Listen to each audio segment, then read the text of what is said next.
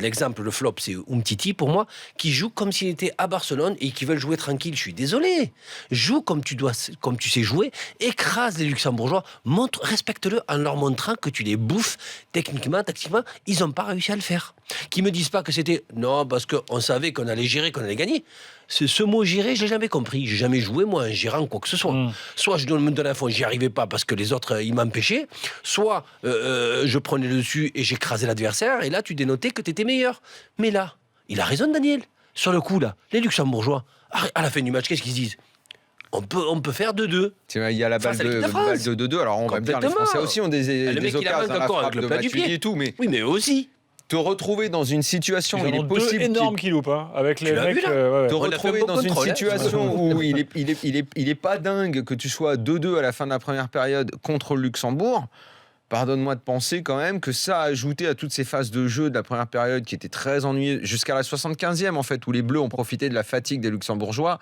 Tiens, si tu demandes à la plupart des gens, on va avoir des auditeurs avec nous. Enfin, on s'est quand même pas mal ennuyé.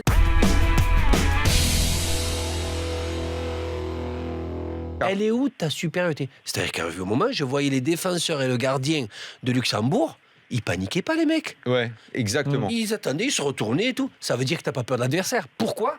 Parce qu'il ne te fait pas peur, l'adversaire. Si d'un coup, est-ce que t'as vu Griezmann ce soir ? Et Payet. J'ai cherché Griezmann. Payet, il était soi-disant meneur de jeu. Griezmann. Si, Griezmann, on l'a vu, parce qu'il s'est quand même démené, il courait beaucoup. Sur le premier but de Giroud, il fait une passe absolument magnifique là, dans la profondeur. Oui, et après, il marque un péno. Bon, mais je te parle de notre meilleur joueur et du troisième meilleur joueur quand même d'Europe. Est-ce que tu l'as vu vraiment faire la différence ? On l'a pas vu comme il est capable de le faire, on va dire. Bon, il doit le faire tout le temps. C'est ça la différence d'un grand joueur et les autres. C'est qu'à chaque fois, il a ce petit truc qui fait la différence contre les grosses et encore plus facilement contre les petites équipes. Et là, j'ai pas senti, moi, une grosse équipe avec une armada de joueurs qui jouent dans les grands clubs. Ça y était pas. Et si moi, je suis luxembourgeois ce soir, je me dis, je rentre chez moi, là, je vais même manger au resto, je dis alors, je suis fier. J'ai joué contre des grands joueurs, mais ils m'ont rien démontré. Sauf que...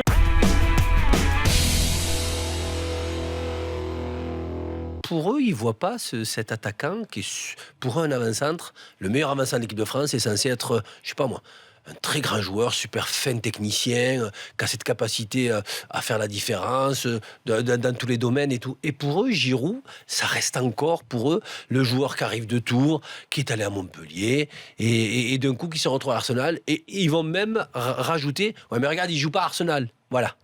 Ils ne regardent pas si le joueur est un avant-centre et qu'il marque des buts, quoi qu'il arrive.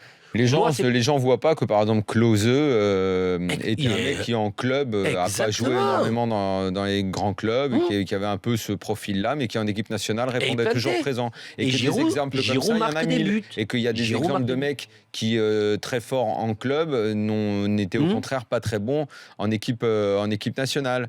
Voilà. Et il y a des gens qui dans ce pays ont commencé peut-être un peu récemment changer d'avis sur Cavani. Je pense qu'on est le seul pays au monde où tu trouves autant de gens qui pensent que Cavani n'est pas un grand joueur. Tout le monde adore Cavani. Voilà.